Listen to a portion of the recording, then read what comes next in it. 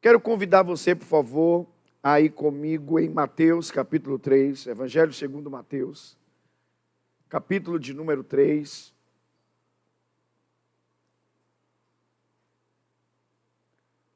Vamos ler do 13, para criar contexto, apesar de ser um texto muito conhecido,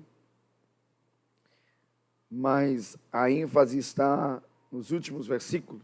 Mas vamos começar do versículo 13. Estou lendo aqui na NVI, Nova Versão Internacional, NVI, Mateus 3,13. Se você está comigo, diga reino. Se encontrou, diga aleluia. A Bíblia diz assim, então, Igreja do Senhor.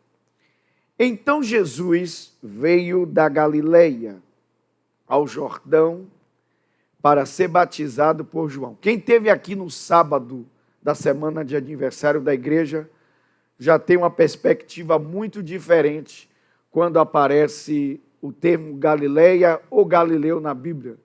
Entender como essa pequena região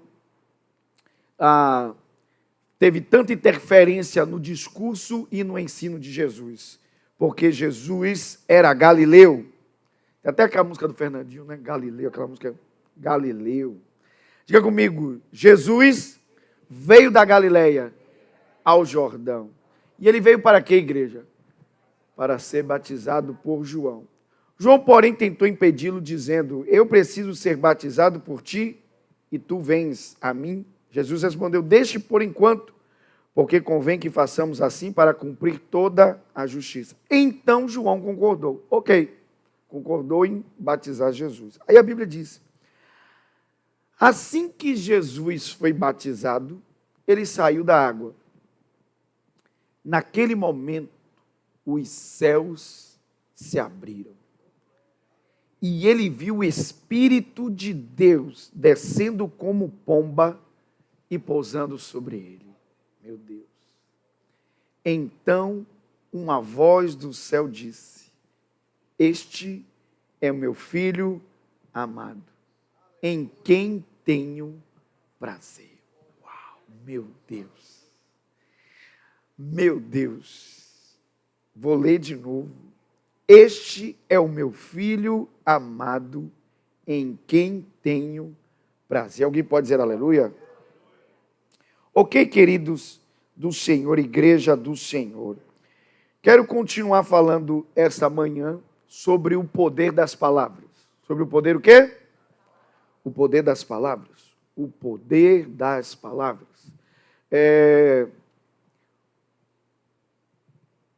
Eu tive, como todos aqui, uma fase da vida em que eu considerava a moeda mais preciosa do mundo o tempo. Né? Algumas pessoas vão achar que a moeda mais preciosa é realmente o que a gente chama de prata, né? O dinheiro fisicamente falando, né? A moeda mesmo, o recurso financeiro. E há pessoas que, na verdade, vendem o seu tempo ou abrem mão do seu tempo para conseguir esse tipo de moeda e consideram elas as coisas mais valiosas. Outras pessoas vão dizer que a moeda mais valiosa é o tempo, que você não tem como recuperar o tempo que se perde, ele não volta. Só que, à medida que eu comecei a estudar a palavra, principalmente o livro da sabedoria, que é Provérbios, eu descobri que a moeda mais valiosa não é o tempo, a moeda mais valiosa são as palavras. A Bíblia diz que não há nada que se compare com a sabedoria, ela vale mais do que rubis, do que ouro, do que qualquer pedra preciosa. Então, na verdade, se você parar para pensar, você vai ver Deus indo além do tempo ou extrapolando o tempo pelo poder da sua palavra. Você vai ver Deus interrompendo o sol de se pôr, sim ou não?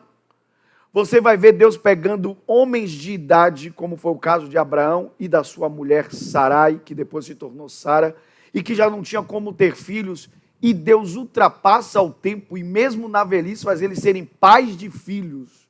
Alguém pode dizer aleluia? Irmãos, isso é o poder de Deus. Então, a moeda mais preciosa não é o tempo, a moeda mais preciosa que tem são as palavras, e principalmente o que estamos falando hoje aqui, da palavra de Deus. Porque a palavra de Deus pode ultrapassar o tempo. Na verdade, a palavra de Deus pode ir além do seu tempo. Você dizer, meu Deus, não tem mais tempo para isso ser solucionado. Não tem mais como, o tempo passou, já está atrasado. Meu irmão, pode ter certeza, eu já trouxe essa palavra aqui. Aprendi com um senhorzinho de cabelo branco. Deus é o Deus dos 45 minutos do segundo tempo. Quando você pensa que não tem mais gente, que acabou, que já está atrasado, meu irmão. Minha irmã, é nessa hora que Deus manifesta o poder dele. E às vezes Deus prova a nossa fé. Às vezes Deus deixa para o último minuto. Alguém pode dizer aleluia? Mas é naquele último minuto que ele se mostra Deus, Senhor do tempo. Alguém pode dizer amém? Então a moeda mais preciosa que existe são as palavras. E nós, se você for pensar usando essa analogia ainda de moeda, nós a negociamos o tempo todo. O tempo todo estamos trocando palavras. E elas têm um poder muito grande de determinar a nossa vida. Eu não sei se vocês sabem, e isso não é história da carochinha. Um professor japonês, isso é registrado. Se você pesquisar depois, você vai ver o registro. Um professor japonês, ele resolveu fazer uma experiência. Ele colocou 2 vasilhas de vidro e colocou arroz dentro das vasilhas. E ele pegou a turma dele de alunos e dividiu a turma em 2 grupos. E um grupo, todo dia que chegava no colégio, na escola, naquele período, ele falava com uma das vasilhas de vidro e dizia todo tipo de impropérios, amaldiçoava, xingava. Eles só podiam falar palavras negativas para aquele pote de vidro.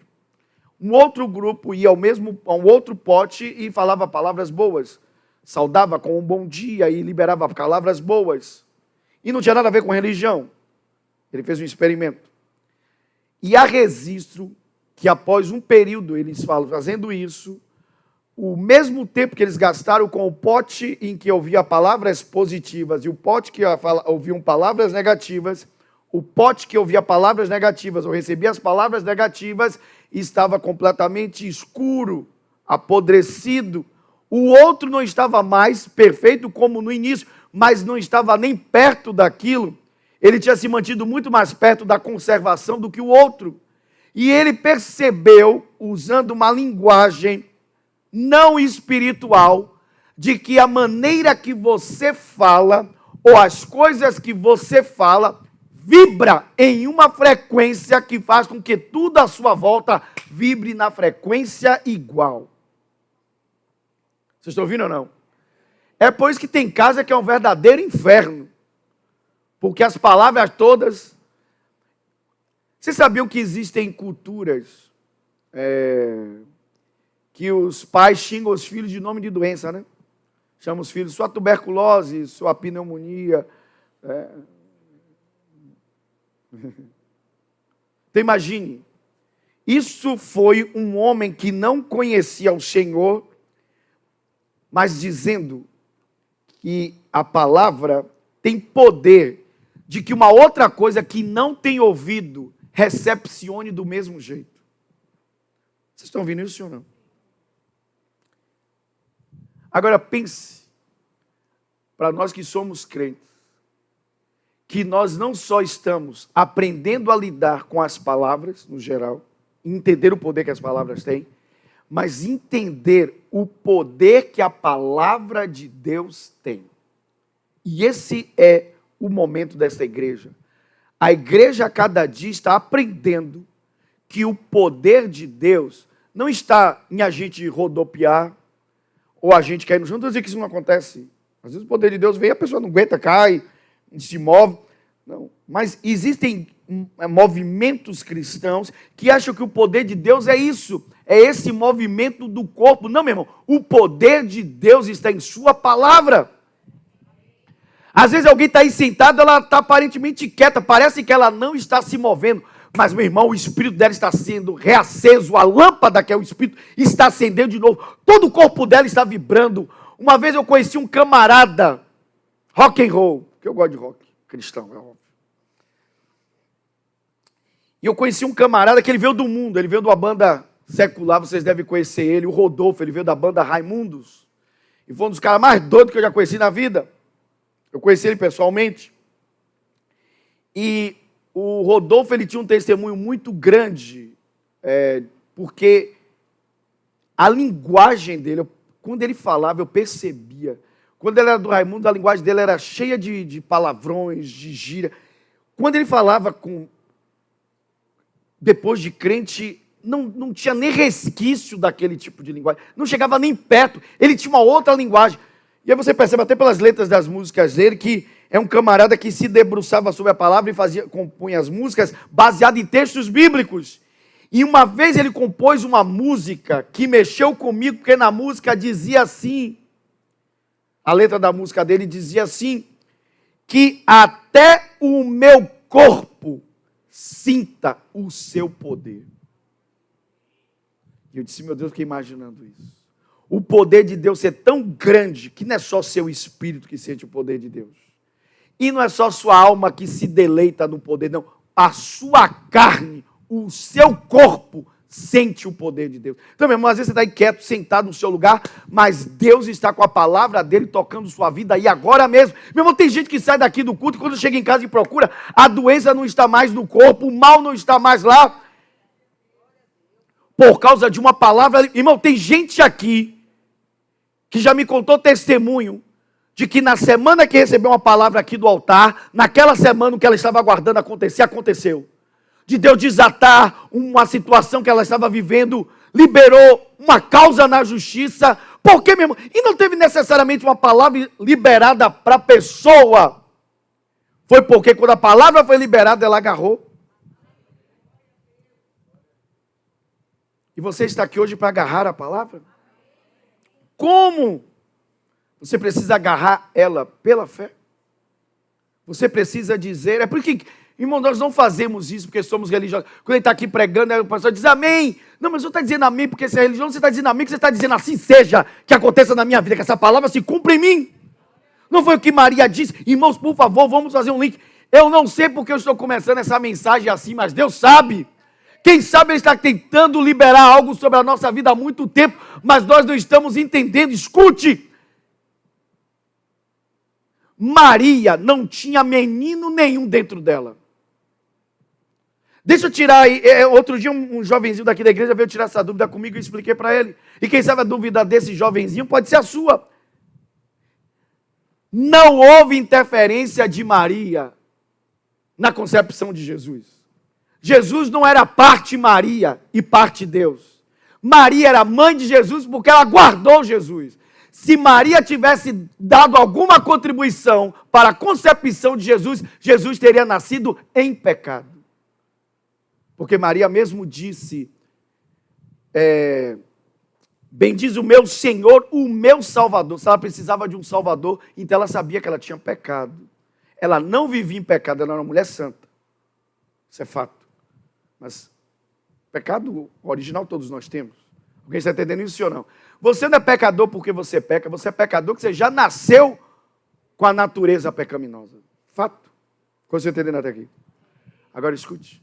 Maria não tinha nenhum garoto dentro dela ali, não. É um bebê. Não era dela, muito menos de José. Não tinha ninguém ali. Um anjo apareceu e disse assim, você vai ter um filho, porque Deus quer trazer ao mundo um Salvador. Escolha você. Quem trouxe isso foi um mensageiro. Foi o quê? Aí eu pergunto a você, quem é mais importante, o mensageiro ou a mensagem? É a mensagem. Então o mensageiro tinha que ser fiel à mensagem, sim ou não? O poder estava na mensagem. Ele era só um mensageiro, ele mesmo disse, eu sou um anjo. Ele não ia fazer nada. O anjo não fez nada, irmão. O anjo só trouxe o quê? A mensagem. Aí ele disse, aí quando ela perguntou, e como é que vai acontecer? Ele disse, quando o Espírito Santo descer sobre você, a sombra dele te cobrir, o ente dentro de você, aí sim, ele será chamado Filho de Deus. Vai surgir uma criança dentro de você por causa do Espírito. Por isso que ele é só Filho de Deus, porque quem fez a concepção da criança foi o Espírito Santo. Amém? Agora, quando foi que o menino entrou ali? O Espírito Santo colocou ele dentro dela. Na hora que ela disse assim, aqui está a sua serva, seja feita em mim a tua vontade. Palavra. Naquela hora foi que aconteceu.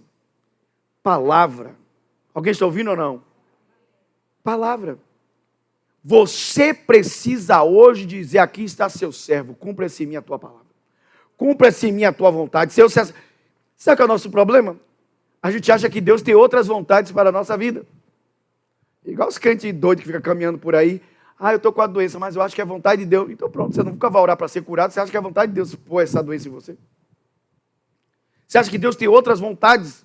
Então você deveria dizer: Senhor, se é a tua vontade, biblicamente falando, que eu tenha saúde, então, Senhor, hoje eu recebo a tua cura em meu corpo físico. Amém? Senhor, se é a tua vontade, biblicamente falando, que eu não tenha falta de coisa alguma, então, Senhor, me traz a resposta ainda essa semana daquilo que eu estou necessitando, porque a tua palavra diz que eu posso entregar a minha ansiedade em tuas mãos, porque o Senhor tem cuidado de mim em todos os aspectos. Sabe qual é o nosso problema? Achamos que Deus tem um bocado de vontade lá. E ele fica só jogando como se fosse um monte de confete em cima dos crentes, e a cada um ele entrega uma vontade diferente. Não, você eu quero que você fique doente, você eu quero que você fique leproso, você eu quero que você seja quebrado, você eu quero que você seja feliz, você eu quero que você seja quebrado. Não, eu gostei de você, eu quero que você tenha um carro novo, mas você não, vai andar de carro velho o resto da vida. A gente não somos crentes malucos, que a gente acha que Deus tem múltiplas vontades dentro da mente dele.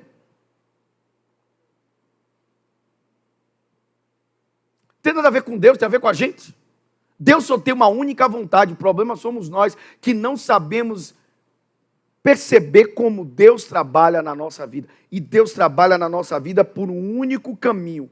Deus só trabalha em nossa vida pela sua palavra. Deus não tem compromisso com homens, com pessoas. Deus só tem compromisso com a palavra dele. Todo o poder deste altar vem por causa da pregação da palavra. Não por causa do pregador. O poder está na palavra? Diga comigo, o poder está na palavra? Diga comigo, o poder está na palavra. Então eu desafio vocês, crentes, por favor, vocês são crentes mesmo? Eu desafio vocês, passe a semana falando a palavra, sobre qualquer aspecto da sua vida. Agora não faça isso de vez em quando. Meu irmão, já disse a vocês, nossa vida é acumulativa. Você não terá saúde por comer saudável um dia da semana. Você não terá músculos por malhar um dia na semana. Você não terá nada na sua vida por um dia na semana, nada. Você nunca será o melhor jogador de futebol se você treinar uma vez por semana. Você nunca será o melhor profissional se você só estuda uma vez por semana a área da sua atuação. Nunca você será reconhecido por nada na sua vida por uma coisa que você faz de vez em quando.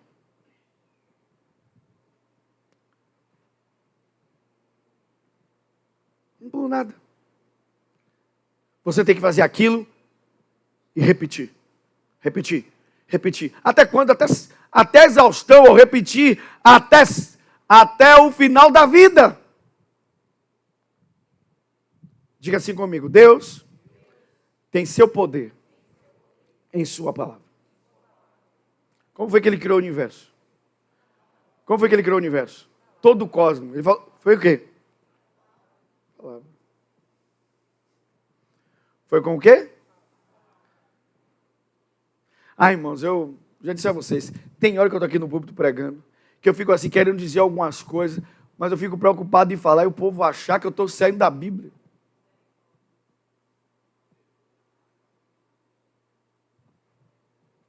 Irmãos, se vocês soubessem o poder que tem as palavras, você pensaria muito bem antes de abrir a boca. Uma coisa que eu tenho procurado cumprir é o texto bíblico que diz que até o tolo, quando se cala, se passa por sábio. Meu irmão, quando você não tem nada para dizer, é melhor você ficar calado. Alguém está ouvindo ou não? Agora vamos lá, vamos voltar para o texto bíblico. Diga assim comigo: no dia do batismo de Jesus, ele ouviu uma voz. Ok. Ele ouviu uma voz. E se ele ouviu uma voz, essa voz liberou sobre ele palavras. Liberou sobre ele o quê? Palavras. Ok. Primeira palavra que Jesus ouviu após o batismo, de que lembre-se, aqui foi uma sucessão de acontecimentos. Primeiro, o deslocamento dele. A Bíblia diz, ele sai da Galileia e vai até o Jordão. Pois chegando lá, ele tinha resistência de João Batista a dizer: como é que eu vou lhe batizar? O senhor é maior do que eu. E aí ele convence João Batista a dizer: não, a gente precisa cumprir a justiça. João batiza Jesus no Rio Jordão. Aí a Bíblia diz que quando Jesus sai da água, já tinha acontecido o batismo, então os céus se abrem. Os céus o quê? Vocês sabiam que a Bíblia promete que pessoas podem viver com céus cerrados sobre as suas cabeças? Céus fechados? Mas a mesma Bíblia que fala sobre céus fechados também fala de céus abertos. Então isso não tem a ver com sorte, tem a ver com princípios. Há pessoas que vão viver a vida dela com céus fechados, há pessoas que vão viver a vida dela com céus abertos. Apenas se ela aprender a cumprir o quê? Os princípios da palavra. Lembra que Jesus disse: nós vamos cumprir ou quebrar o princípio.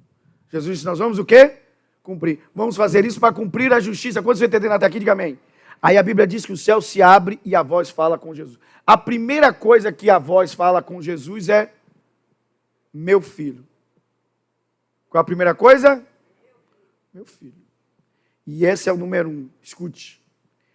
A palavra que foi liberada sobre Jesus falava sobre a sua identidade. Sobre a sua o quê? Identidade. Então você já começou a entender o poder que tem a palavra para a construção da sua identidade. A voz do céu disse para Jesus: meu filho. Então o que Jesus estava ouvindo, estava ali, confirmando, afirmando, reafirmando, estabelecendo, reestabelecendo a identidade dele. Quem ele era? O Filho de Deus. Quem ele era? Era a identidade dele. Ele era o Filho de Deus. E o tempo todo Jesus se apresentou assim, como sendo o Filho. Deixa eu aproveitar e fazer uma conexão aqui. Quando você sabe quem você é, você acaba também sabendo quem você não é. Jesus, ele dizia: tudo o que eu vejo o Pai fazer. O Pai entregou tudo na mão do Filho. Ele sabia que ele era o Filho e que ele não era o Pai, porque ele sabia quem era o Pai e ele era o Filho. Vou dar um outro exemplo, se vocês acham que eu viajo. Quando perguntaram assim a João: você é o Cristo? Revela-nos logo se você é. Ele disse: eu não sou Cristo. Não sou. Apesar dele ter vindo depois de mim, ele existe antes de mim. Quem pensa, aleluia? Eu não sou Cristo. Por que ele sabia que ele não era o Cristo? Porque ele disse: eu sou a voz que clama no deserto. Estava escrito sobre mim. Eu descobri a minha identidade na palavra. A palavra já falava sobre mim. Aquele que vem antes dele para aplanar os caminhos, para preparar o caminho do Senhor. Quando você sabe quem você é, você acaba descobrindo também quem você não é. Você não tenta ser uma coisa que você não é. Aí eu vou dar um exemplo para vocês do nosso mundo. Quantas vezes você já pegou matérias, ou na TV, ou em rede social, de pessoas que pagam milhares, até milhões de dólares. Essa semana eu vi um que havia pago uma fortuna de cirurgia plástica para ficar parecendo com aquele, acho que Gustavo Lima. Não, teu cantor? Oi? Parecer com quem? Cauã, não foi? Também. E aí vai. Outro para parecer com a Kardashians, as irmãs Kardashians. Sim ou não? Ali é o quê? Quando você não sabe quem você é, você tenta ser qualquer outra coisa. Então escute o que eu estou te dizendo. Hoje Deus está lhe dizendo: a fonte da sua identidade está na minha palavra.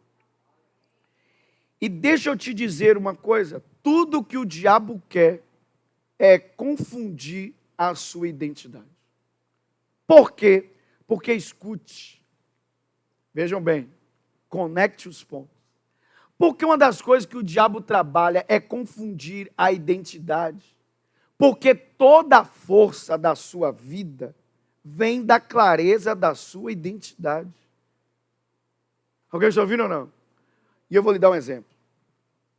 Bíblico, vocês estão me acompanhando ou não? Estão me acompanhando, sim ou não? Ok. Vai comigo em Mateus 4:3, NVI. O diabo sabe que toda a força da sua vida vem dessa sua clareza de identidade. Ok. Mateus capítulo 4, verso 3. Vocês estão comigo de amém? A Bíblia diz, o tentador, quem é o tentador? Quem é o tentador, igreja? O tentador se aproximou-se dele e disse, eu tenho certeza, você é o Filho de Deus. Pode ter convicção, tu és o Filho de Deus. Estou aqui para lhe dizer que você é o Filho de Deus. Foi isso que ele fez? Não. Se tu és o Filho de Deus, ordena que essas pedras se transformem o quê? Olha como o diabo começa. Se tu és o Filho de Deus. E ele vai um passo além. Ele ainda suprimiu o amado, que Deus falou. Mas é outra parte da mensagem. Se és o Filho de Deus. Então escute. Tudo que o diabo faz é para confundir a sua identidade. Pôr em dúvida quem você é. Porque escute. Não há força na dúvida. Diga comigo, não há força na dúvida. Diga comigo, não há força na dúvida. Todos os momentos mais poderosos da sua vida foram os momentos que você estava cheio de certeza. Toda vez que você estava cheio de dúvida, você não deu o melhor de você, ou você parou, ou você deixou para lá, ou parou no meio do caminho. As coisas que você deu tudo de si, bateu com toda a força, foi até o final, você estava plenamente convicto. Então, o diabo sabe, escute que eu vou te dizer, pare de ser gospel. O diabo sabe que não adianta você vir para a igreja, aprender um monte de canção, até decorar versículo. Se você não sabe quem você é, o diabo sempre vencerá todas as vezes. Ele vencerá todas as vezes. Todas as vezes ele vai vencer. Porque você não sabe quem você é. Você não sabe. Usando uma ilustração, até usei essa ilustração no meu livro. A história do Lambert, né? O leão covarde. Uma fábula que a Disney trouxe, né? Ela transformou em uma animação. O Lambert era um leão que a cegonha foi levar ele e na hora acabou entregando ele junto com os outros cordeiros para as mamães ovelhas lá. E Lambert ficou junto na entrega. A mãe ovelha, que há anos sonhava em ter um filho, quando viu aquele leãozinho apegado a ela, quando a cegonha disse, não, eu tenho que pegar ele, não é daqui não. A ovelha foi que virou o leão. Disse, não, agora ele é meu filho. E a ovelha criou Lambert, com todo amor. Só que se ela era uma ovelha, ela criou uma outra ovelha. Lambert, em vez de rugir, balia. Lambert, em vez de comer carne, comia grama. E Lambert ficava dando cabeçada nos seus irmãos. Só que seus irmãos dele sabiam dar cabeçada, ele caía. Ele não sabia que ele era um leão. Ele não sabia a força dele, não sabia nada. E viu a vida toda como uma... Não adianta você ser uma coisa se você não sabe que você é essa coisa. Para eu terminar a fábula aqui, um dia um coiote invade a área ali onde estavam as ovelhas e ele vai exatamente para cima da mãe do Lambert. O Lambert se esconde covardemente e fica tremendo de medo. E a mãe começa a gritar o nome dele. E aí, de repente, como se fosse um raio, corre dentro dele. O instinto dele, né? Sobe. O instinto primitivo dele sobe. E na hora ele dá o rugido do leão e vai para cima do coiote e vence. Você precisa descobrir quem você é em Cristo. E em Cristo você é filho de Deus. Deixa eu te dizer. Escute. Mas você sabe qual é o seu problema? Você acha que filho de Deus é um título religioso. É como se fosse assim. Quem você é? agora que eu estou numa religião, ele me chama de filho de Deus. Não, não, não, não. Filho de Deus não é uma maneira de Deus te chamar. Esse é o nosso erro. Esse é o problema de sermos religiosos. Achamos que é uma expressão religiosa, porque agora nós somos meio que anjinhos. Deus botou 2 pares de asa na gente, botou a auréola dourada, e ele agora nos chama filho de Deus. Não, irmãos, escute. Você não é chamado filho de Deus. Você se tornou filho de Deus de fato. Essa é a sua nova identidade. Alguém pode dizer aleluia? Agora escute. Se o diabo tentou com Jesus, ele vai tentar com você também. Ele vai trabalhar para que você duvide da sua identidade. Não ache que o diabo não... Irmãos, por favor, aprendam isso. O diabo não vai trabalhar nas coisas que você mesmo está detonando. Aquilo que você mesmo detona na sua vida, o diabo deixa você fazer. Ele deixa você mesmo detonar. Tem gente que acha, que diz assim, o diabo está fazendo. Não, mas tem coisa que é você mesmo que está fazendo. Não é o diabo, não é você.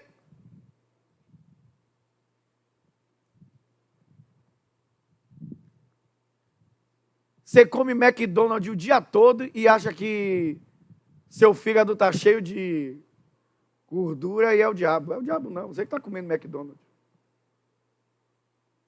Não é o diabo não está levando você para o McDonald's. Eu ainda não vi o diabo pagar McLanche feliz para ninguém. Até hoje, eu estou de crente. Nunca vi dizer, rapaz, o diabo pagou um McLanche feliz para mim ali. Então você que está se detonando, não é o diabo. Agora deixa eu te dizer uma coisa. O diabo, ele vai fazer de tudo para trabalhar nas áreas que você está começando a acertar. Porque se Deus é o Deus da ordem, ele é aquele que trabalha no caos. Alguém está ouvindo ou não? Então quando você começa a pôr as coisas, você diz, agora estou descobrindo quem eu sou filho de Deus. E você começa a descobrir que você é um filho de Deus, e começa a falar como um filho de Deus, começa a agir. Então o diabo vai tentar trazer dúvidas. Alguém está entendendo isso ou não? Trazer o quê? Dúvidas. Porque lembre-se, a dúvida nada mais é do que mais de uma ideia na sua cabeça. Se você tem uma outra ideia dentro de você, que não é só essa, ser filho de Deus, você já é uma pessoa cheia de dúvidas. E você já se tornou uma pessoa fraca, fácil de ser levada para um outro lugar. Diga assim comigo, diga comigo, diga com fé, eu só posso ter uma ideia por vez dentro de mim. Uma ideia por vez. Ok. Para a gente ir para o outro ponto. Vamos fazer a conexão. Eu quero abrir sua mente mais um pouco. Vocês estão me acompanhando? Diga amém. Ok.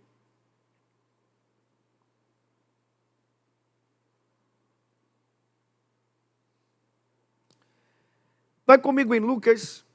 Nós vamos ler esse texto mais de uma vez. Lucas capítulo 15. Lucas capítulo 15. Verso 22. Na NVI, por favor. Se você estiver me acompanhando, acompanhe na versão que você tiver. Lucas 15, verso 22. Você está comigo? Diga glória a Deus. Olha o que a Bíblia diz. Ok. Contudo, o pai disse a seus servos, depressa, tragam a melhor roupa e vistam nele. Coloquem-lhe um anel no dedo e calçado nos pés. Ok. Segura um pouquinho aqui, que eu vou continuar. Vocês lembram que nessa passagem não é a parte do texto que eu vou ampliar. Mas vocês lembram que foi nessa parte aqui que o jovem que tinha saído, e ele volta, ele diz, meu pai, pode me tratar como um dos seus empregados. Eu não mereço ser chamado mais do seu filho. Ele usou a linguagem no original.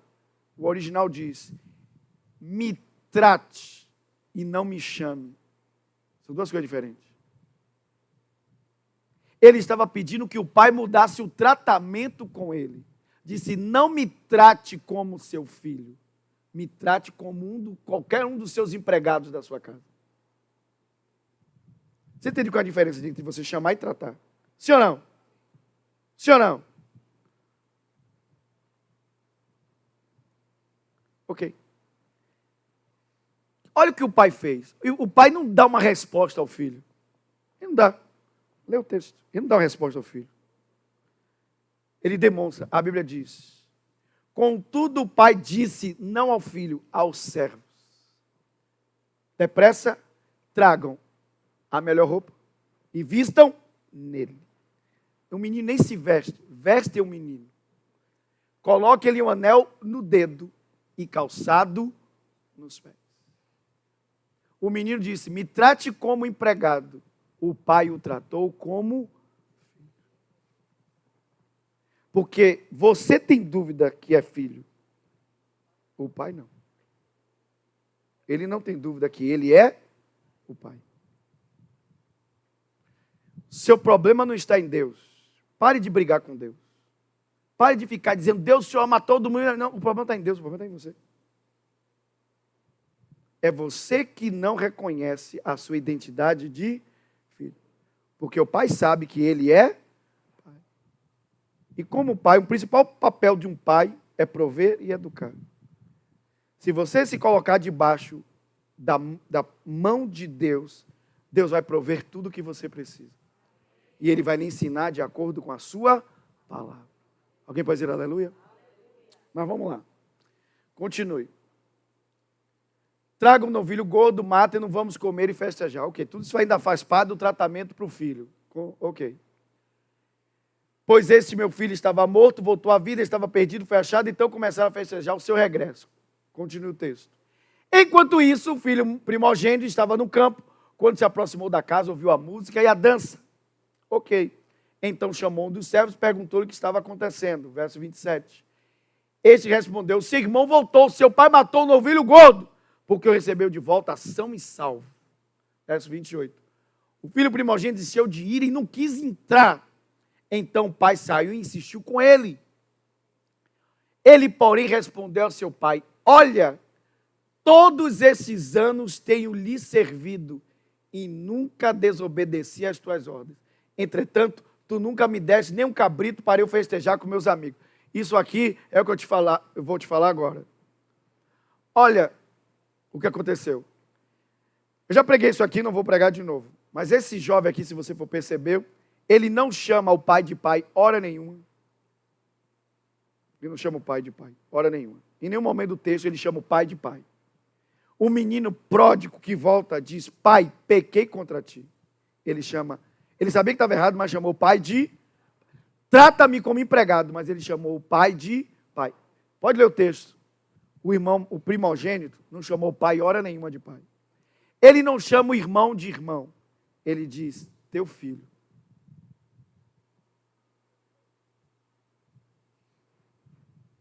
E ele diz: trabalho como um escravo para o Senhor há tantos anos. O que você está aprendendo hoje aqui? O que eu já te ensinei em Gênesis. Você não pode ser filho e escravo ao mesmo tempo. Ou você tem identidade de filho, ou você tem identidade de escravo. Nunca você será as duas coisas. Assim como você nunca será justo e pecador. Como você nunca será filho e escravo. As duas coisas jamais. Quantos são filhos? Diga aleluia. Quantos são filhos? Diga aleluia. Diga assim: eu não sou mais escravo. Diga comigo: eu não sou mais escravo. Você agora é o quê? Ok. Deus só te chama de filho ou Deus te trata como filho? Baseado aqui até no texto, você lê o texto. Ele diz: não me chame de filho, não. Ele diz: não me trate como filho. Me trate como um empregado. Ele foi tratado como escravo ou foi tratado como filho? Ok. Deus te trata como escravo ou como filho? Então você é o quê? É só um nome? Quem está roubando você é o diabo. Quem está lhe roubando é o diabo, irmão. Não tem nenhum problema com Deus. É o diabo que está confundindo você em sua identidade. Você não se parece com o filho de Deus. Você não é chamado de filho de Deus. Você é filho de Deus.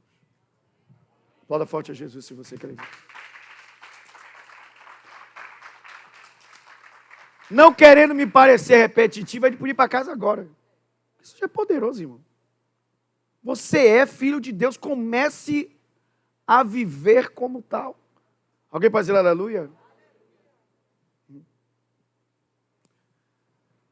Ok. Deus está falando com você, diga aleluia. Vamos lá então. Diga assim comigo para fechar. Eu não posso ser escravo e filho ao mesmo tempo. Ok, você já entendeu até aqui. Vamos lá então. Segunda coisa que Jesus ouviu dentro dessa sequência das palavras, o poder das palavras. O céu se abriu, uma voz veio do céu, mas a força está aqui nas palavras que foram ditas. A primeira, meu filho. Segundo, amado. Qual o segundo? Em algumas versões diz assim, aquele a quem muito amo. Então, o filho amado. O filho o quê? Ok. Primeira coisa que Jesus ouviu da palavra, estava construindo, reconstruindo, reafirmando, afirmando, estabelecendo, reestabelecendo sua identidade. Filho. A segunda palavra, na sequência, estava estabelecendo, reestabelecendo, afirmando, confirmando que ele possuía de Deus a sua fonte da sua autoestima. Primeiro identidade, depois autoestima. Vocês entendem que a autoestima é o seu senso de valor próprio. É quanto você se preza. É quanto você o quê? É quanto você se dá valor. Se você acha que não tem valor nenhum, então você tem um problema de estima. Tem um problema de quê? E, irmãos, é fácil você descobrir se uma pessoa tem problema de estima. Porque uma das coisas que uma pessoa que tem problema de estima tem, como marca, alguém já me ouvindo ou não? É ela falar o tempo todo,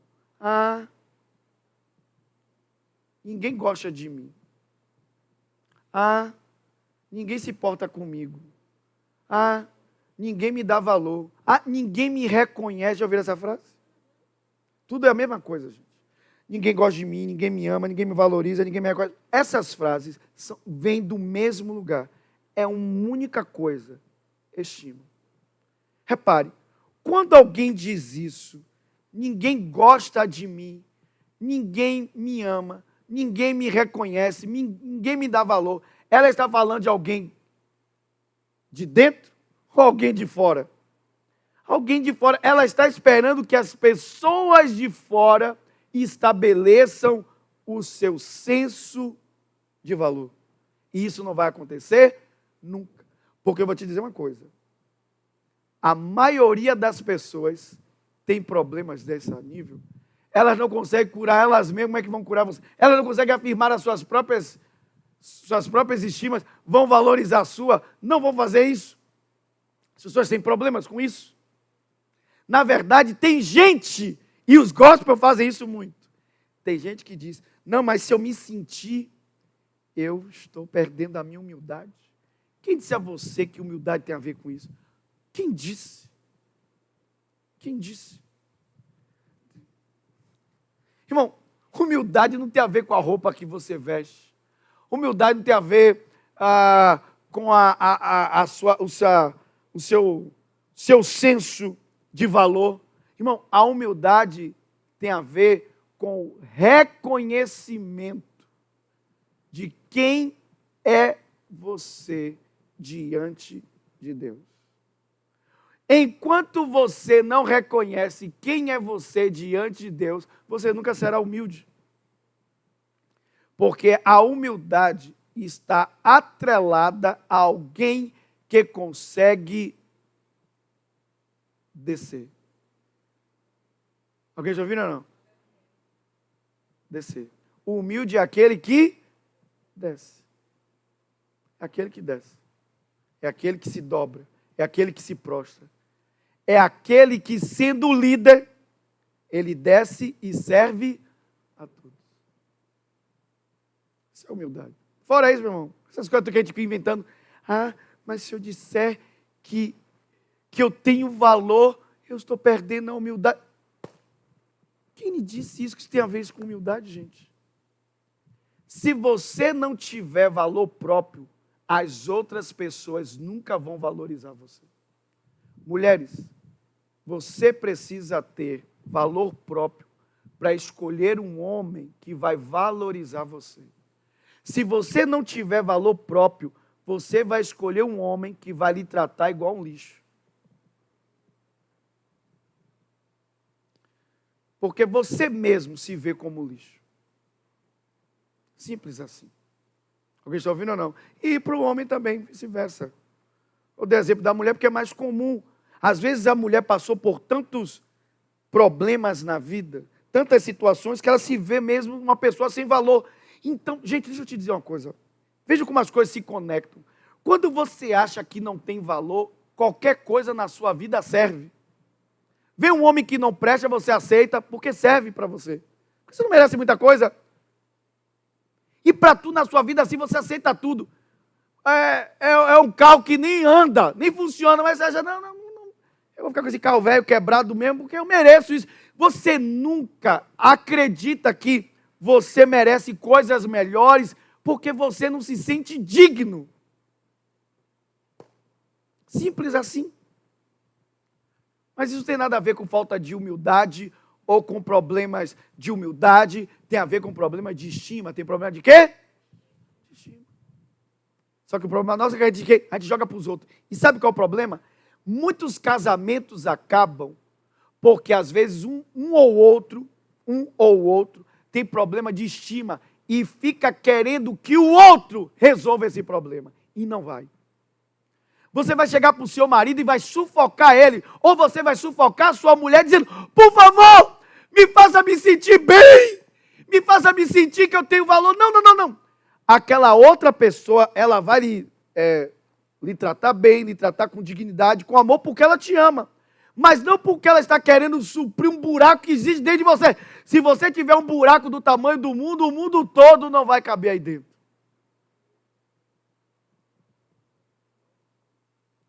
E é por isso que tem pessoas que vão passar por um casamento, 2 casamentos, 3 casamentos, 4 casamentos e nunca vão ficar em casamento nenhum. Por quê? Porque ela está esperando que a outra pessoa de fora resolva os problemas que existem dentro dela. Ela primeiro precisa curar o interior dela para que ela entre em um novo relacionamento em que ela não vai exigir do seu companheiro ou da sua companheira que supra um buraco que existe dentro dela. Eu não planejei falar isso na mensagem de hoje. Mas com certeza, eu disse a vocês no início da palavra, que uma coisa é certa, essa palavra é uma palavra curadora. Uma palavra medicinal. E às vezes, como eu falei, somos tão gospel que achamos que as mensagens espirituais irmãos, vamos hoje aqui começar a orar em línguas, que vai descer o anjo, labalabachê, e o anjo vai descer com a espada e vai sair cortando todo o laço, cortando todo o embaraço, labalabala. Não estou dizendo que nada disso acontece, meu irmão. Eu também sou crente igual a vocês, peiteca, também oro em língua. Mas a gente acha que só isso que é poder de Deus, irmão, pelo amor de Deus. Às vezes Deus não está querendo cortar embaraço, nem cortar a cabeça do demônio, do tranca-rua. Não. Às vezes o seu problema não é tranca-rua nenhum, o seu problema é sua alma. Sua alma está atrapalhando sua vida e não tranca-rua nenhum.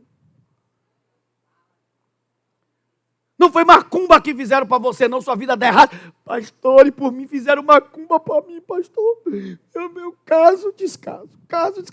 Deve ter alguma macumba, não foi macumba não. Às vezes é o problema de sua alma, não tem um ser humano que consiga viver casado com você. Porque você é um buraco enorme, um sugador, um aspirador de pó. E está dizendo, por favor, me ame, porque eu não me sinto amada por mim mesmo. Eu não tenho amor próprio. E eu preciso que outra pessoa fora de mim me ame. Quem está ouvindo? Jesus disse assim, Deus disse assim, sabe qual é a fonte da sua estima, Jesus? Sou eu. Você não é somente filho, você é meu filho amado. Se alguém vai tapar todos os buracos, nesse sentido eu estou aplicando, se alguém vai tapar todos os buracos gigantes que tem dentro de você, é o amor de Deus. Só esse amor gigantesco consegue Ah, pastor, eu não tive um amor de pai, não tive um amor de mãe. Eu sei que tem gente aqui com esse histórico. Eu sei. Que cresceu, às vezes, numa casa que não teve o amor do pai, o amor de uma mãe. Às vezes passou um relacionamento ruim no passado. Mas, meu irmão, você vai viver a vida toda com esse buraco dentro de você? E se sentir no lixo, se sentir... Não, não, não. Hoje o amor de Deus quer vir preencher todo o espaço da sua vida. Porque Ele pode, Ele pode. O amor dEle, a Bíblia diz, o amor dEle não pode ser compreendido completamente nesta vida. A Bíblia diz que a única coisa que podemos fazer nesta vida é experimentar o amor dEle. Qual seja a altura, a profundidade, a largura, a extensão do amor de Deus. Nós só podemos experimentar, mas nós não podemos compreender, a nossa mente não chega. É grande demais o amor de Deus por nós. Vocês querem receber a palavra? Meu irmão, recebe isso aí agora. Meu irmão, por que a gente vai no médico, acredita no médico? A gente é que às vezes, no bom sentido, não sabe nem ler bula direita, no bom sentido que eu estou falando, não é no mau sentido não. Que ali tem um monte de coisa técnica, sim ou não? Mas o médico diz assim, rapaz, você vai chegar em casa agora, vai tomar um comprimido de manhã, outro à noite. Por 6 dias, 7 dias. Você acredita? E toma. E assim vai ficar bom. Sim ou não? E eu tenho certeza que até você acreditar ajuda no tratamento. Se não acreditar no tratamento, isso até atrapalha. Sim ou não? Irmão, por que a gente não faz a mesma coisa com a palavra? Dizer, rapaz, vou pegar essa palavra, vou aplicar na minha vida de manhã, de tarde, de noite, de manhã, de tarde, de noite. Eu vou aplicar essa palavra é curativa, é curadora, é medicinal. Eu vou tomar esse remédio aqui e vou... Eu entendi o que o pastor pregou esta manhã. É isso mesmo, eu preciso de uma cura hoje dentro de mim. Não é ficar cortando tranca-rua, nem nenhum espírito ruim, não. É curar minha alma. Vamos lá, ser curado. Alguém crê? Diga amém. Vamos lá. Em sequência aqui o texto. João capítulo 17, 23. Nova Bíblia Viva. Nova Bíblia Viva. João 17, 23. João 17, 23. Está comigo? Diga amém. O dia que Deus me dê esse texto... Eu também sou igual a você mesmo, não sou super-homem não. Eu também já tive minhas crises, todos nós já tivemos. Nossas crises de alma. Ninguém me ama, ninguém me quer, ninguém me chama de meu amor. Todo mundo já passou por essas crises. Mas um dos textos que me curou foi esse aqui. A Bíblia diz assim: eu neles e o Senhor em mim, para que todos sejam levados à completa unidade, para que o mundo saiba que o Senhor me enviou e compreenda que o Senhor os ama, tanto quanto o Senhor os ama. Meu Deus, isso me rasgou. Igual como se alguém pegasse um bisturi e me cortasse de cima a baixo, isso me rasgou. Porque eu percebi que o que existia dentro de mim era só incredulidade, porque essa palavra é verdadeira. Então eu não tenho que pensar, eu tenho que só crer. Eu não tenho que ficar pensando muito no amor de Deus, eu tenho que crer que Ele me ama e ponto final. E a Bíblia diz, Ele me ama, tanto quanto Ele ama seu Filho Jesus. Eu quero que você reflita nisso, eu quero que você diga isso, diga assim comigo. O Pai me ama no mesmo nível que Ele ama seu Filho Jesus. Agora eu quero ver vocês sozinhos. Vai.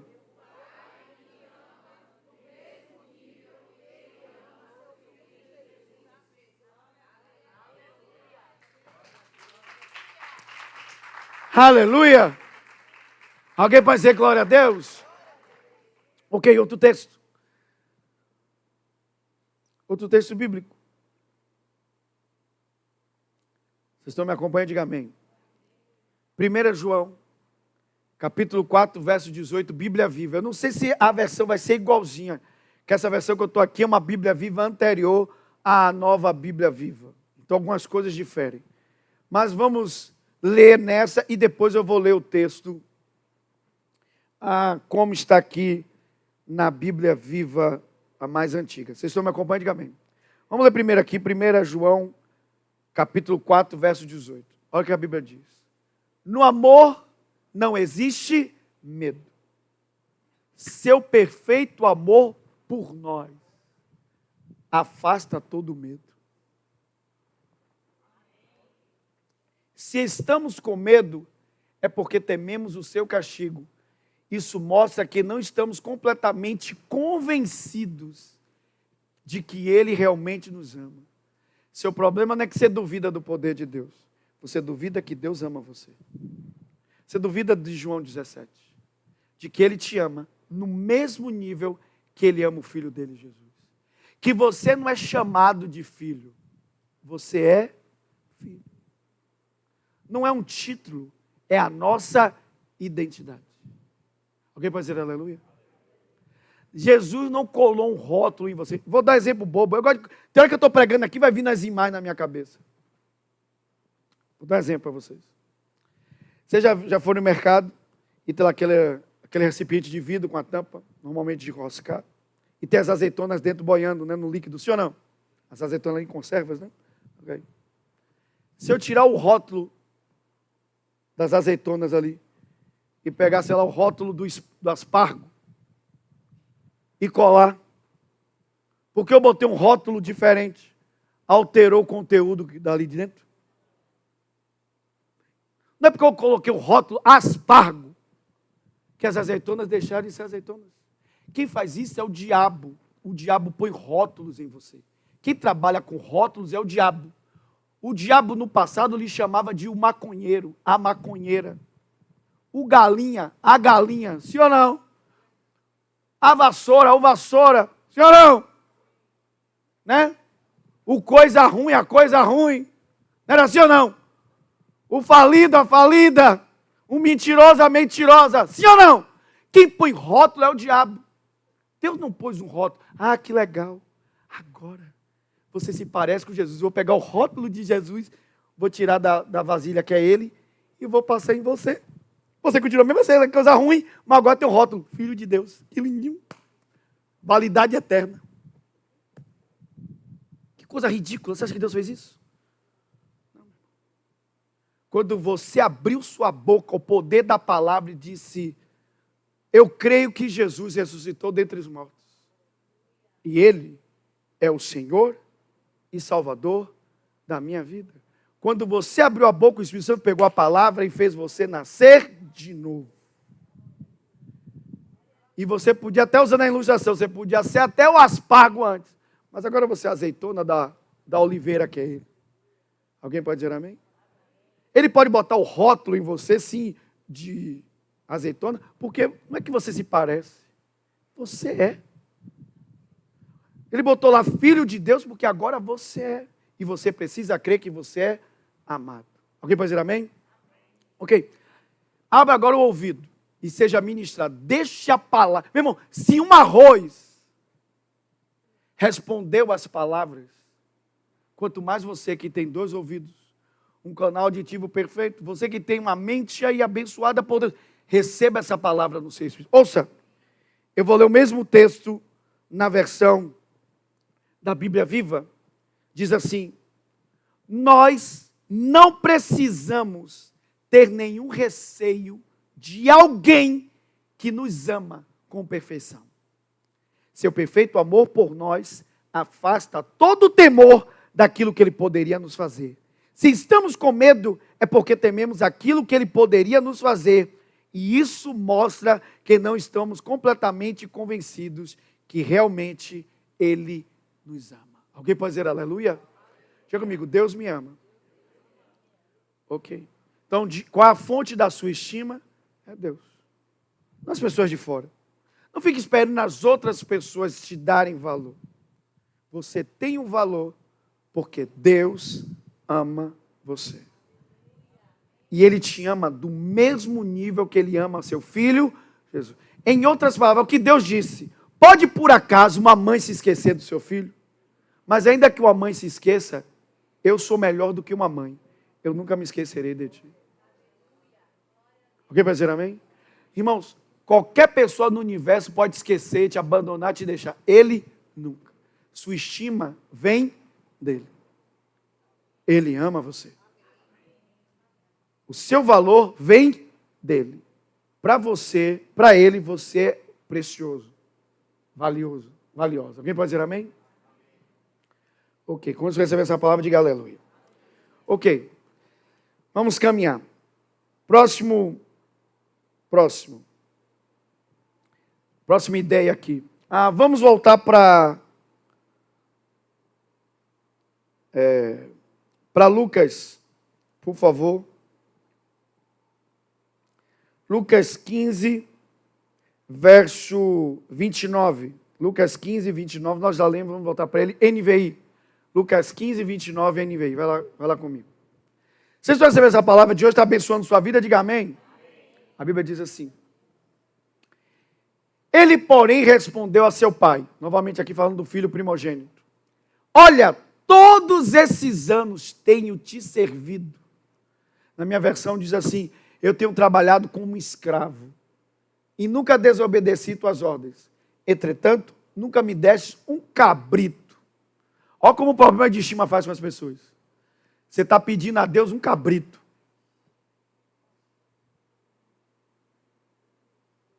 Oh, Jesus, a prova que você tem problema de estima é que você ora assim, Senhor, se o Senhor perceber que eu mereço, Jesus vai dar, você não merece não. Por merecimento não vai. Não tem problemas. E eu vou ampliar isso aqui, escute. Entretanto, tu nunca me deste um cabrito para eu festejar com meus amigos. O que esse rapaz estava dizendo? Eu vou fazer agora uma comparação. Vai comigo, verso 30. Quando, porém, volta para casa esse teu filho, que esbanjou os teus bens com prostitutas, matas o novilho para ele. Trabalho para o Senhor como escravo, não recebo nenhum cabrito. Essa criatura aí, certo? Esse troço que tu chama de filho, que não chama de irmão, esse troço que você chama de filho, pegou seus bens, torrou todo, e o Senhor faz uma festa para ele e mata o novilho gordo. O que esse cara está dizendo, em outras palavras? O que vocês, e eu também às vezes pensamos, somos tentados a pensar, que somos aceitos pelaquilo que fazemos. Quando, na verdade, o filho é aceito pelaquilo que ele é. Por isso que a palavra de Deus começou com identidade primeiro. Tu és meu filho. Jesus não era aceito pelo que ele fazia. Ele era aceito pelaquilo que ele era, filho. Este filho aqui, primogênito, ele diz assim, eu mereço um cabrito, porque eu faço. Ele não merece nada, porque ele não fez nada, pelo contrário, ele perdeu tudo. Vocês estão entendendo ou não? E muitos crentes são assim. Eu não entendo Jesus, isso é injusto. Eu vou para a igreja todo dia, faço culto na minha casa, faço jejum, e eu vejo os irmãozinhos aí que andam até meio atravessadinho, e tu abençoa, e eu não recebo uma benção. Um bocado de crente pensa assim. E acha Deus injusto. Joga o problema para Deus. Só que às vezes aquele irmãozinho que está ainda meio atribulado porque é novo convertido, ele já entendeu que é filho, que ele não recebe pelo mérito dele, ele recebe pelo mérito de Cristo. Você tem 200 anos de crente, frequenta um monte de culto, mas não vive como filho, vive como escravo. E está chorando a Deus por um cabrito. Porque você quer ser aceito pelaquilo que você faz. Você quer merecer. E quando você quer merecer, você caiu da graça para a lei e já é orgulho. Isso é orgulho. Falamos sobre humildade. Orgulho é quando você quer merecer. E a gente gosta de usar essa frase, né? E usa até texto bíblico, segundo a você 5:20. Faça por onde que eu te ajudarei. O que é isso, faça por onde te ajudarei? Que Deus vai fazer por você se você fizer a sua parte. Você que não faça não. Para ver se Jesus vai lhe abençoar. Com isso eu não estou dizendo que nós não devemos fazer a nossa parte. O que eu estou dizendo é que você não pode achar que você vai conseguir conquistar alguma coisa de Deus. Deus não lhe dá porque você conquistou. Eu estou esperando meu filho. Vou ver esse mês quantos jejuns ele vai fazer. Vou olhar minha filha para ver quantas orações de madrugada ela vai fazer para mim. Se no final do mês ela bater a cota. Miguel, vem cá, Miguel. O pai está on. Miguel, anote aí uma meta para minha filha ali. Bote aí. 4 jejuns. 8 orações.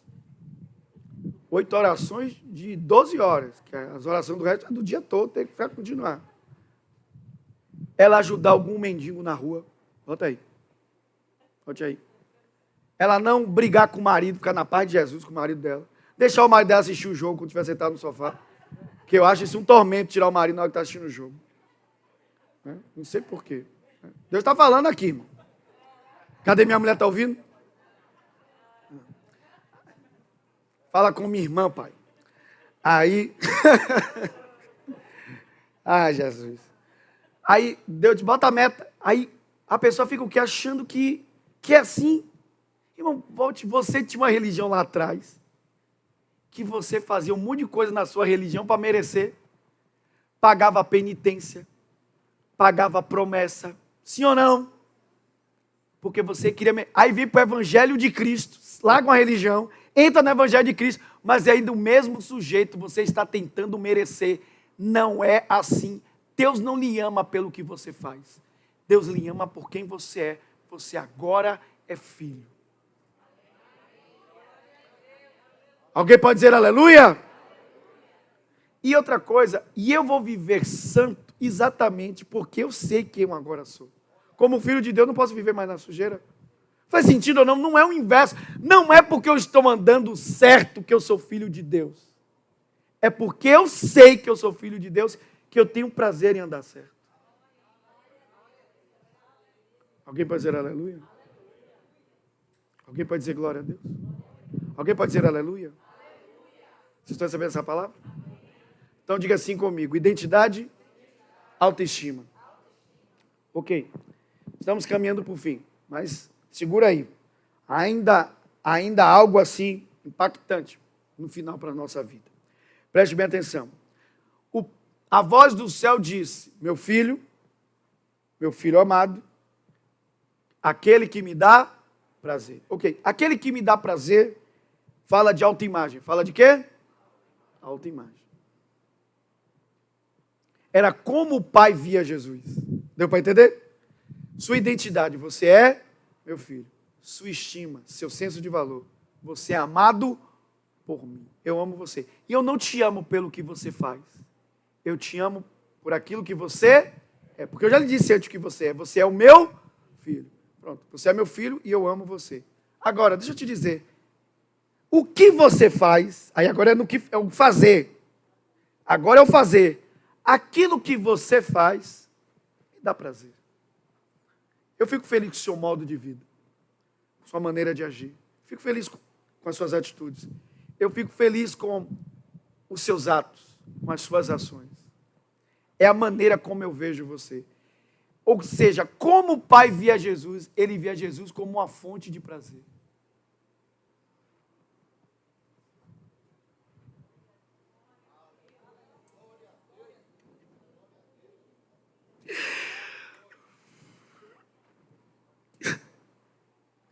Meu Deus, eu oro todo dia e eu digo: Senhor, que a minha vida lhe dê glória.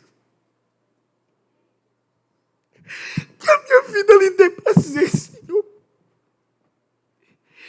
Que a minha vida dê honra ao teu nome. É como Jesus viveu. Irmãos, é isso. Era como o pai via Jesus. Meu irmão, pense, Deus tem tudo. Não precisa assistir, vamos aplicar aqui. Pense assim, é só uma imagem que eu estou querendo, por favor, só para me ajudar a me expressar. Deus não tinha prazer no carro dele, Deus não tinha prazer no apartamento dele, Deus não tinha prazer no escritório dele, Deus tinha prazer no filho dele, era o filho dele a fonte do prazer dele. É o filho que me alegra, é o filho que faz a minha vontade, não é o que a Bíblia diz. Encontrei Davi, que faz toda a minha vontade, não é o que a Bíblia diz. Um homem segundo o meu coração. Eu oro todo dia, eu espero que você ore também. Diga: Deus, eu quero ser essa pessoa que te dá prazer, eu quero ser a fonte do seu prazer, da sua alegria. Do pai olhar e dizer: eu estou feliz com você, você me alegra. Eu solto sorrisos quando eu olho para você. Me imagina ficar pensando do Deus carrancudo, com a cara feia. Não mesmo, Deus diz assim: eu solto sorrisos quando eu olho para você, porque você me alegra. Amém? Então escute, aqui está falando do fazer, diga comigo, do fazer. Ele diz, esse é meu filho, que aquilo que ele faz me dá prazer. Porque ele faz a minha vontade. Faz sentido para você ou não? Então essa era a maneira como o pai via Jesus. Jesus era alguém que o que ele fazia era a fonte do prazer do pai. O pai tinha prazer nele. Alguém pode dizer aleluia? Então diga assim comigo, como eu me vejo, diga comigo, como eu me vejo, é como eu vou viver. Okay? Então, a maneira como você se estima é a maneira que você vai se relacionar com as pessoas. Você já entendeu? Então, pessoas que têm problema de estima, elas vão ter problema de casamento. Pode ser o que eu estou lhe falando. E vai ter problema de relacionamento, trabalho, e vai. Você tem que se curar nisso. Se você tiver problema, eu estou lhe falando sério. Se você tiver problemas de estima, você vai ter problema no seu casamento. Porque você vai jogar para o outro a responsabilidade dele suprir um buraco dentro de você que ele não consegue. E às vezes, esse seu companheiro, essa sua companheira, tem os mesmos problemas que você, tem o mesmo buraco que você. E está um tentando, são dois aspiradores de pó assim, um tentando sugar algo do outro. Quando, na verdade, a vida do casamento não é uma vida de sugar, é uma vida de dar. Eu já disse para você que primeiro você é feliz e divide sua felicidade com o outro. Você dá da sua alegria, da sua paz. Irmãos, eu cada dia descubro que casamento é uma coisa feita para você compartilhar coisas. E você tem que curtir as coisas que você compartilha. Por exemplo, se você não tem prazer de sentar na mesa com sua esposa para comer um hot dog, você não vai ter prazer com ela de ir para um lugar de luxo para comer caviar. Não vai fazer diferença nenhuma. Alguém está ouvindo ou não? Se não lhe dá prazer você sentar na frente de uma TV e botar lá na Netflix e comer um saco de pipoca com ela, uma panela de pipoca com ela, não é o lugar de ficar sonhando, um dia eu vou fazer uma viagem de transatlântico com você. Não vai fazer diferença nenhuma, você não tem prazer de estar com ela ou com ele. Não te dá alegria. Casamento é isso. Alguém está ouvindo ou não? Então escute. Você precisa ser curado da sua estima. Você precisa entender que a sua imagem vai determinar as coisas que você vai fazer. Faz sentido ou não? A gente não usa essa ilustração, ou essa expressão, diz assim, para martelo, tudo é o quê? Prego. Porque o martelo, ele como se vê como martelo, ele vai agir como martelo. Faz sentido ou não? Então, para o martelo, ele quer resolver tudo no tapa, tudo na pancada. Então, por isso que tudo começa com sua identidade. Quem você é? Ok. Resolve seus sentimentos. Eu sou amado. Resolve aqui dentro seus sentimentos. E agora, cria uma imagem de você. Como você se vê. Você é uma Ferrari? Lembra a ilustração que eu já usei aqui? Você é um trator? Quem você é? A imagem que você tem. Porque você vai agir de acordo com essa sua imagem. Você não fica tentando realizar muitas coisas diversas. Você sabe quem você é, você cria uma imagem sobre você. Está claro isso ou não? E você vai seguir essa imagem. Agora, como se constrói imagem? Diga comigo, como se constrói imagens? Ok, imagem se constrói por palavras. Palavras constroem imagens. Já usei essa ilustração, vou usar de novo. Não pense no martelo verde. Não pense, por favor. Está proibido aqui a igreja pensar no martelo verde. Não pense no martelo verde. Quem você está pensando? No martelo verde. Só eu falar martelo verde, sua mente criou a imagem do martelo verde. Quem criou a imagem para você? As palavras. Palavras criam imagem. Aí você passa o dia todo assim, ó. Pega o espelho e diz assim, que coisa feia, viu? Jesus, eu estava com cabeça aonde quando me fez? E esse narizinho aqui, viu, de bolota, parece uma almôndega. Meu pai do céu, e esse cabelo, Jesus dos crentes, parece a juba do Rei Leão, parece o Simba. Meu pai, você está o quê? Você está o quê? Criando sua imagem. Criando a sua o quê? Aí você não entende por que você tem vergonha às vezes de falar em público. Porque você acha que todo mundo vai te ver como você se vê. Você se vê inadequado e vai achar que todas as pessoas vão lhe ver o quê? O que essa criatura horrorosa está fazendo aí? Mas ninguém está achando você horroroso, quem está achando você horroroso é você mesmo. Meu irmão, não é meu tema hoje, mas na minha época de escola, os camaradas que mais tinham sucesso com as meninas eram os caras bonitos, eram os caras que se sentiam. Os que se achavam. Se achavam. Às vezes tinha um camarada muito mais bonito, mas ele não se achava, ficava lá no canto sem falar. Os caras chegavam lá feio, seco, parecia uns caras meio que pinava a raia com o cara. O cara chegava, meu irmão, se sentindo, falava como, era o cara, era o bonitão. Chegava a hora que ele convencia. Irmão, atitude sempre vai vencer essa questão das pessoas que não têm atitude. Então, deixa eu te falar uma coisa.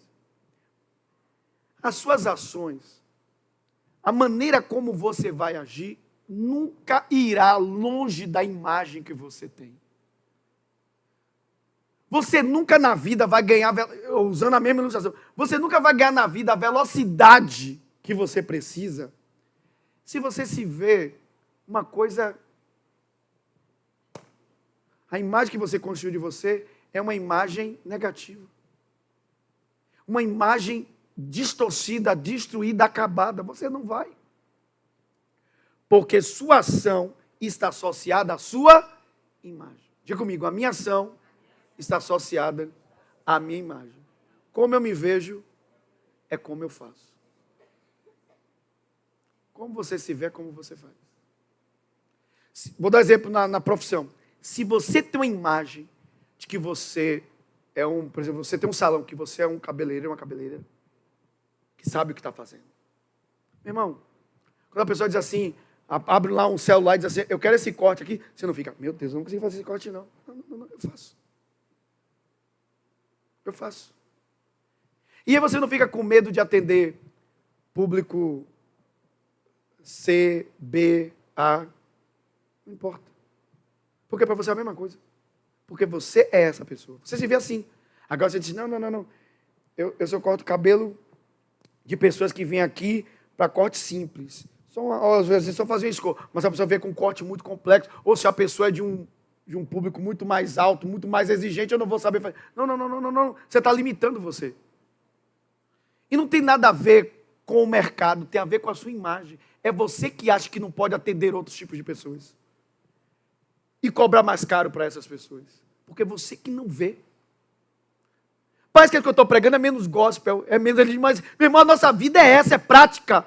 Nós precisamos de mensagens que eu possa pegar e trazer para a minha vida prática. Porque eu não quero mensagem no meu caderno, eu quero mensagem na minha vida. Mensagem que eu possa viver. Mensagem que eu diga, eu era uma pessoa, mas quando entrei no Evangelho, o Evangelho me curou até profissionalmente, eu sou outra pessoa.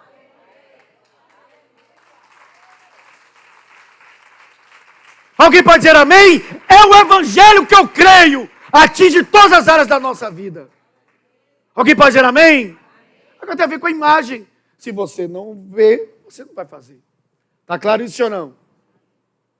Deus está falando com você? Diga aleluia. Ok, para fechar, último ponto. Deixei para o final de propósito. Apesar de estar no início, eu deixei para o final. Ok, a palavra que Deus falou com Jesus, quando abriu o céu, após o batismo dele, primeiro falou de quê? Número 1 de quê? Falou de quê? Identidade. Identidade é quem você é, não é quem você é chamado. Não é um rótulo. É quem você é de fato. Você é o quê? De filho de quem? Fala alto, gente, por favor. Ok. Segunda palavra, ele falou sobre o quê? Autoestima. Ok. Você tem que viver carregando um bocado de pereba, um bocado de buraco dentro de você e jogar isso para os outros, que os outros que vai resolver? Não, você tem que se resolver nisso ou não? Ok. De onde vem seu senso de valor? Do amor de Deus. De onde vem seu senso de valor?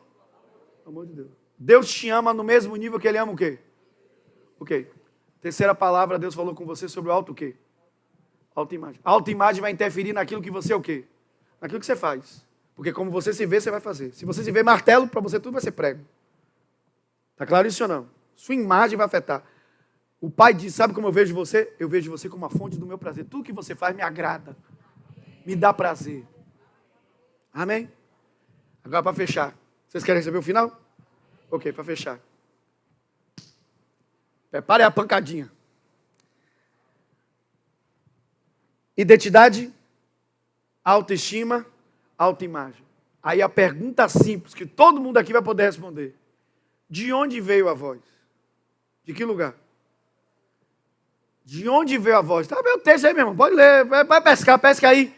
De onde veio a voz? Eu quero ver a igreja toda. Pode pescar, de onde veio a voz? A voz veio de quê? Da onde? Do céu, tá certo? Tem muita gente com dúvida. De que lugar vai ser uma voz vinda do céu? A voz veio de cima, veio do céu, sim ou não? A voz veio de onde, igreja? Aleluia, pronto, graças a Deus. Assinalaram a alternativa. Qual alternativa? Veio do céu, veio da terra, veio dos fariseus. Alternativa A, veio do céu. Glória a Deus, assinou certo. Okay. Então, a questão hoje aqui, para a gente fechar, é que você precisa se preocupar de onde está vindo a voz que está falando com você. Aqui que é o problema. Todos aqui precisam se preocupar. A voz que eu estou ouvindo está vindo de onde? Porque eu já descobri que palavras podem estabelecer ou reafirmar, construir ou reconstruir identidades. Palavras podem trabalhar e curar a minha estima. Palavras podem criar, gerar uma imagem. Sim ou não? Então eu preciso me preocupar com as palavras, sim ou não? Então, se eu me preocupo com as palavras, eu preciso, hoje, prestar atenção de onde está vindo as palavras que eu estou. Está vindo do céu ou do inferno? Se uma voz pode vir do céu, uma voz também pode vir do inferno. Se uma voz do céu pode me dar a identidade de filho de Deus, uma voz do inferno pode te dar a identidade de filho do diabo. Se uma voz vinda do céu pode dizer você é amado, uma voz vinda do inferno pode dizer ninguém nessa terra ama você, nem Deus lhe ama. Você é a pior coisa que já surgiu nesse universo. Você é o traste do traste. Uma voz vinda do inferno pode dizer, sabe qual a imagem que você tem? Pode ter certeza, você tem imagem de lixo, de uma coisa que não pode ser utilizada para nada. Você não é útil nessa terra. Na verdade, se mate. Esse é o último estágio, pode ter certeza. O último estágio do diabo é esse. Você criar uma imagem de que você é imprestável. Que até um copo descartável tem uma utilidade por um tempo. Ele lhe cria uma imagem de que você não é nem um copo descartável. Você não é absolutamente nada. Vê esse mundo para nada. Então o que você está vivendo? Se mate. É por isso que as pessoas se matam.